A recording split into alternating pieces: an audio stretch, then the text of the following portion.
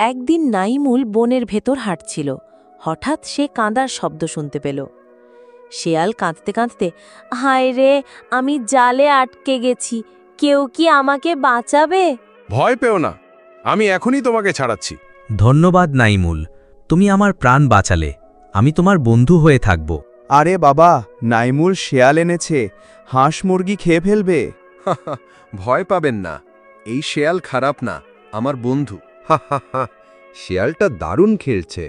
ধীরে ধীরে সবাই বুঝতে পারল শিয়ালটা দুষ্টু নয়, বরং বন্ধুসুলভ। হাঁসগুলো নেই, নিশ্চয়ই শেয়াল খেয়েছে।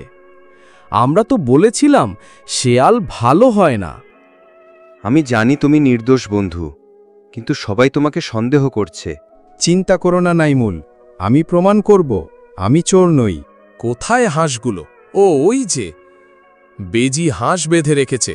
চোর তুই, আজ তোকে ছাড়ব না। দেখো সবাই, হাঁস চোর আমি না, এই বেজিয়েই দোষী।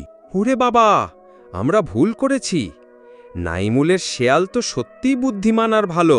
আমি জানতাম তুমি আমার সেরা বন্ধু।